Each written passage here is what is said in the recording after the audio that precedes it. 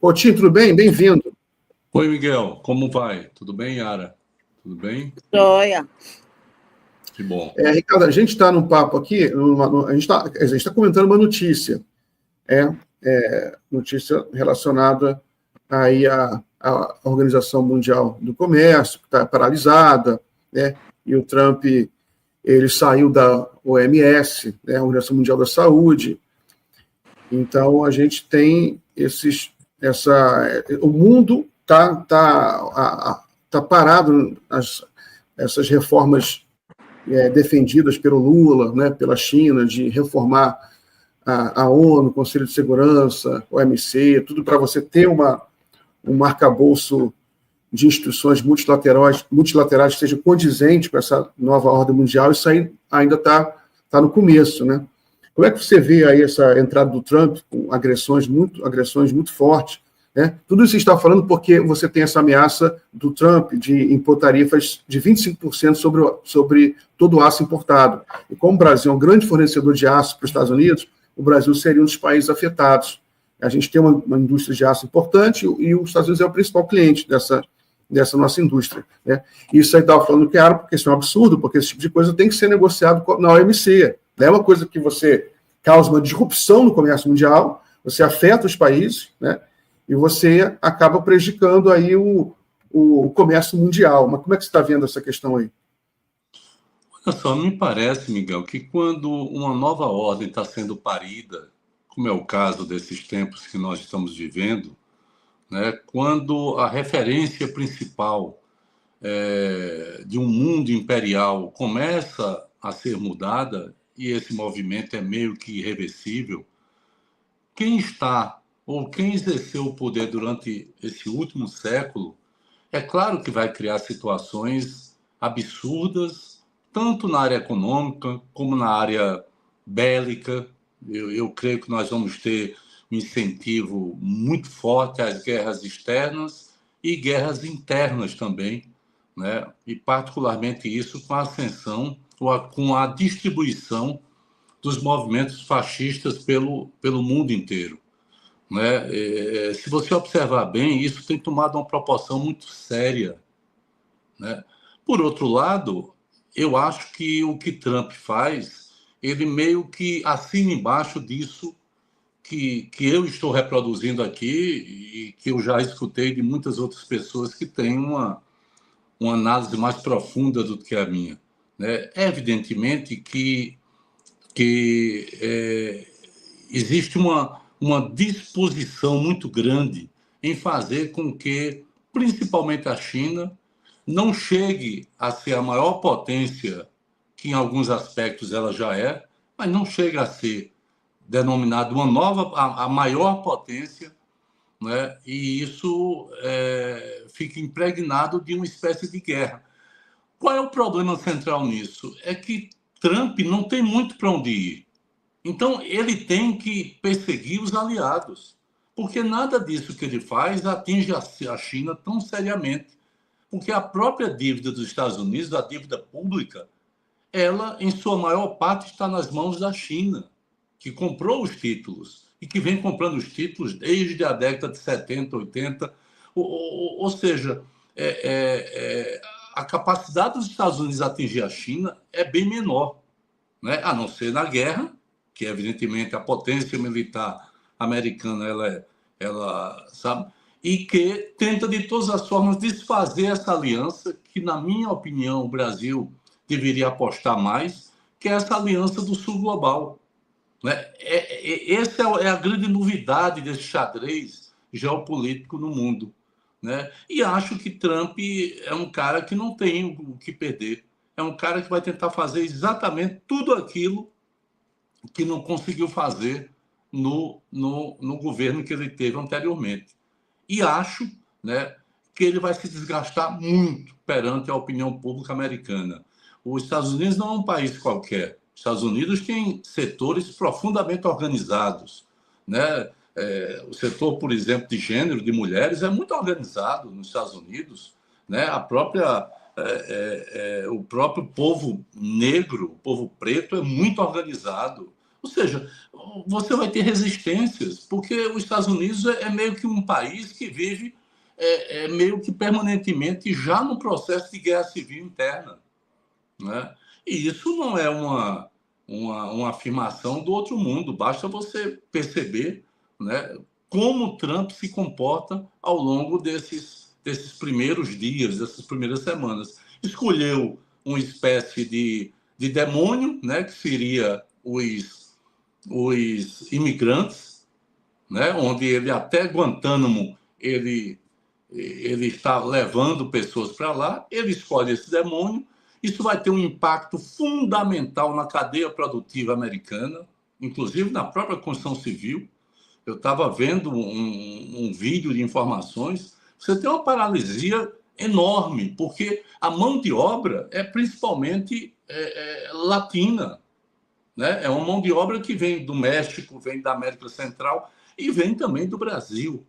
E ele está conseguindo fazer com que todo esse pessoal deixe de trabalhar, exatamente para não ser deportado, para não ser preso, para não passar pelas humilhações que vem passando. Ao mesmo tempo, ele não consegue resolver nenhum dos grandes problemas americanos. E a tendência é essa, ele vai ter que ter uma carta na manga permanentemente para tentar iludir a maior parte da opinião pública e tentar passar aí o seu mandato com a ajuda, claro, das big techs, né? Que reforça, no meu entender, aquilo que o programa de vocês sempre coloca, a necessidade da regulação. Esses caras estão jogando na política. Esses caras não estão jogando nos negócios. Eles estão jogando na política, né? E na política eles estão dispostos a interferir em qualquer país, inclusive no Brasil, onde uma Big Tech teve que se ajoelhar para respeitar aqui as leis, porque senão ficaria proibida de funcionar. Ricardo, eu queria vir aqui para o Brasil, eu queria que você comentasse, a gente hoje tem um bloco mais curto, né? Queria que você comentasse essa novidade aí, depois do voto impresso, agora eles inventaram que querem revogar a lei da ficha limpa. Inclusive, o senhor Jair Bolsonaro, por ser um mentiroso, quanto mais um mitômano, levou uma nota da comunidade. Ele disse que a lei da ficha limpa serve para perseguir gente da direita, sendo que o presidente Lula foi impedido, ficou inelegível em razão da ficha limpa em 2018, e também o Antônio Garotinho. Aí há controvérsia se ele é do campo progressista ou não, mas ele era do PDT à época. E aí, como é que você vê essa nova investida da extrema-direita, Ricardo? Eu acho, viu, Yara? Me parece que o Brasil é o grande epicentro desse choque, né, de setores progressistas e setores que claramente namoram com o fascismo, né? O Brasil é o epicentro, é o laboratório, né? O que aconteceu nesse país em 2018 e em 2022 não foi contado ainda. É preciso contar isso, é preciso mapear, né, aonde é que essa turma chegou do ponto de vista da manipulação das massas, manipulação coletiva das pessoas. E Bolsonaro é aquele cara que é medíocre, né, porque é um cidadão medíocre, é um cidadão que é inculto, ele não consegue acumular nenhum grau de cultura, né, para poder levar nenhum debate adiante. Bolsonaro é aquele cara que entrou para destruir aquilo que estava feito. Então, ele amarrou tudo.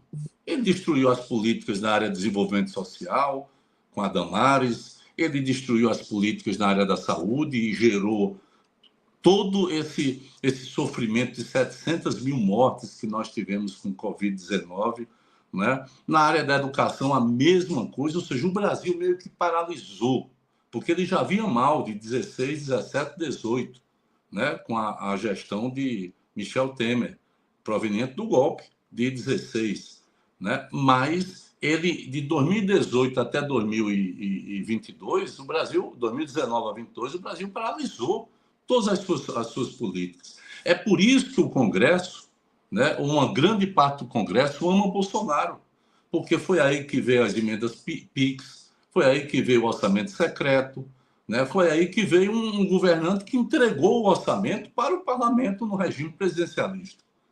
E esse Bolsonaro, ele com essas alianças, ele acha que detém a mesma popularidade, né? E que fica com comportamentos que são ridículos. Eu vi o vídeo que ele fala sobre a lei da ficha limpa, é ridículo isso.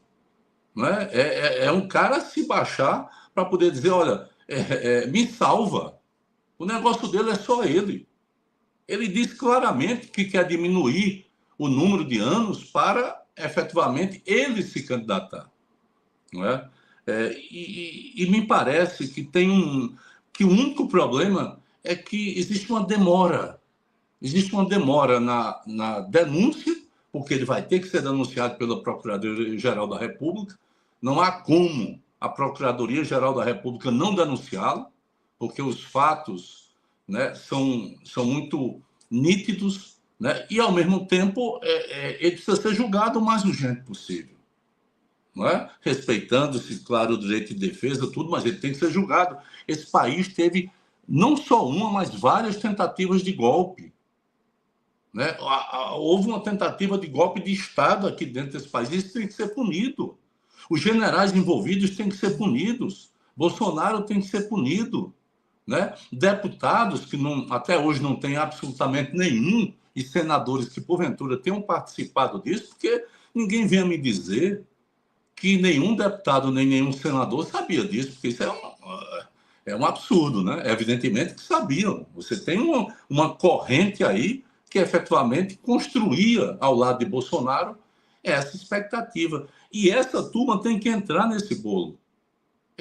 Para que o Brasil enterre de vez essa sombra que paira sobre nós, né? Desde a época que nem viva a gente era. Sabe, desde a República paira a sombra do militarismo, do golpe militar, e é preciso passar isso a limpo. Né? Então, eu acho que Bolsonaro dá os seus últimos, vamos dizer assim, estertores. Né? Ele passa do ridículo para o mais ridículo ainda, né? Tenta, como eu estava vendo um jogo aqui em Brasília, do Vasco, e o cara aparece lá, sabe? Ele levou, foi uma vaia, né? Assim, expulsaram, ele rapidamente saiu. Ele se acha que está numa situação que é uma situação, vamos dizer assim, pretérita, anterior. A situação dele é muito difícil, porque só não vê quem não quer, né? Só não vê quem é conivente, só não vê quem coloca o ódio, a rejeição a uma outra personalidade, procurando tirar dessa personalidade todos os méritos indiscutíveis que essa personalidade tem. Eu estou falando do presidente Lula, né? Ou seja, procura tirar e aí pousa em Bolsonaro como anti-Lula. Né? Então, eu acho que, à medida que ele for denunciado, e a Procuradoria-Geral da República precisa fazer isso o mais urgente possível, já tem muito tempo, e o inquérito da Polícia Federal é muito robusto com tudo isso, e pode e deve ser complementado com muita gente que ainda está fora. Por exemplo, os financiadores, a parte política. Né? Isso não é vingança, isso não é caça às bruxas, isso é uma necessidade de arejar o ambiente político e, ao mesmo tempo, fazer justiça e defender a democracia, né, no seu ponto mais fundamental, que é a preservação do Estado democrático de direito. Ô, Ricardo, um dos problemas que o Brasil enfrenta, que o governo Lula está tentando contornar, né? Hoje tem até notícia que o governo já começou uma nova série de reuniões, deve anunciar mais algumas medidas para tentar baixar o preço dos alimentos. Você tem aqui, eu peguei até um gráfico que um internauta, um economista, fez sobre o estoque de arroz na Conab, né? Porque também isso, você viu que teve a participação do golpe ali contra a presidenta Dilma. O Brasil sempre teve sempre administrou estoques razoáveis de arroz e de outros de outros alimentos, né? A Conab era o grande órgão que centralizava esses estoques. A Conab foi desmantelada, esses estoques foram todos desmantelados, e o Brasil ficou à mercê, né, muito mais à mercê da especulação de preço, que agora está acontecendo, né? Aí você tem algumas coisas boas que estão gerando inflação de alimentos, porque os brasileiros estão com mais renda e o Brasil está exportando mais. Tudo isso junto acaba, às vezes, gerando uma pressão sobre a demanda e elevando o preço dos alimentos. Como é que você está vendo essa questão aí dos alimentos? O que você acha que o governo federal poderia fazer? Eu acho, Miguel, que uma das coisas, você foi muito feliz aí, ao dizer que a Conab foi destruída, foi desmantelada, né? A Conab deixou de existir na prática, continuava a existir lá com o CNPJ, mas na prática, no governo Bolsonaro. Ela já tinha sido esvaziada desde o golpe, né? E no governo Bolsonaro ela consolidou essa situação de não ter capacidade de intervir para onde ela foi criada. Ela é um importante instrumento regulador, ela é um contraponto à especulação, né? E, ao mesmo tempo, eu também acho que nós já temos 2 anos de governo. A Conab precisa, nesse primeiro semestre, refazer os seus estoques reguladores. O Brasil precisa seriamente pensar em importar alguns alimentos que estejam muito acima, né, do seu preço real. Porque eu advogo a seguinte tese, Miguel. Nós estamos numa guerra. Ninguém se iluda. Aonde você percebe, nós estamos numa guerra. Guerra na especulação financeira, guerra na especulação dos alimentos. Existe um movimento orquestrado para poder desgastar o governo, para poder fazer com que aquela gente que foi derrotada em 2022 possa voltar a governar o Brasil. E não é para fazer absolutamente nada, é para dizer que o mercado manda em tudo. É para isso, para dizer que salário mínimo não é para existir, regulação trabalhista não é para existir. É para isso que eles querem o governo. E todos os setores estão atacando o governo do presidente Lula de uma forma organizada, né? E isso é um crime.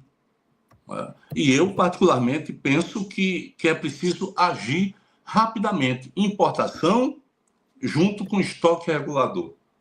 Quando os preços voltarem a um patamar considerável, aí você para de importar, porque o que nós queremos, na verdade, é exportar. Você para de importar e, ao mesmo tempo, a Conab fica existindo com seus estoques reguladores para fazer com que o brasileiro tenha a capacidade de ter um valor, né, um valor justo para os alimentos. Agora, é uma profunda hipocrisia, né? Essa gente está com conversa sobre a inflação nos alimentos. A inflação nos 4 anos de Bolsonaro deu 57%. A inflação dos alimentos. Né? A inflação dos 2 primeiros anos do governo Lula está em 8% dos alimentos.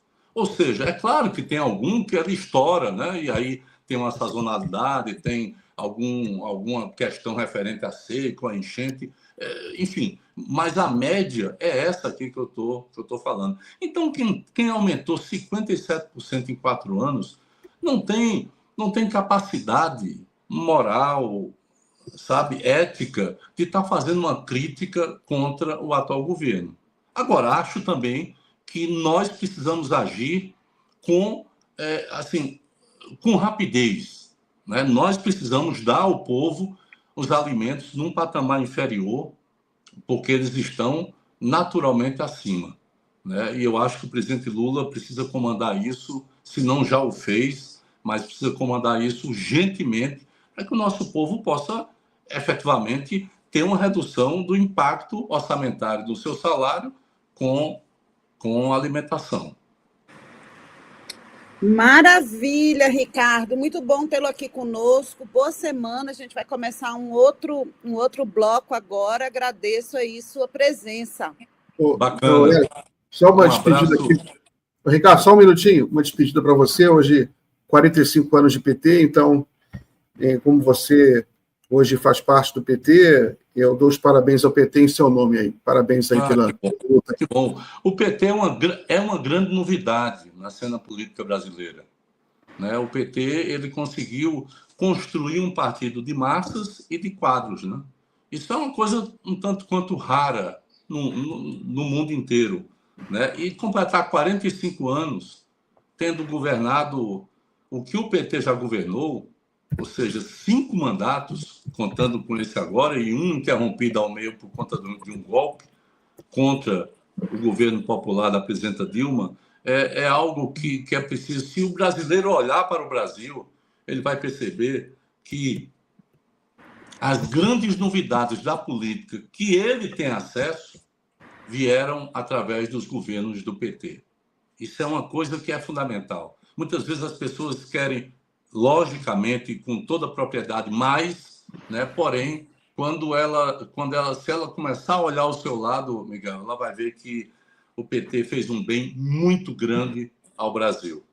Então, eu também quero parabenizar o PT, os seus filiados e principalmente os seus amantes, né? Os seus seguidores, né? Porque tem muita gente que não é filiada, mas está lá construindo o PT, reforçando, defendendo, e isso é fundamental para ser um partido de massas. Um abraço, Yara, um abraço, Miguel, e até a próxima. Até a próxima. Um abraço.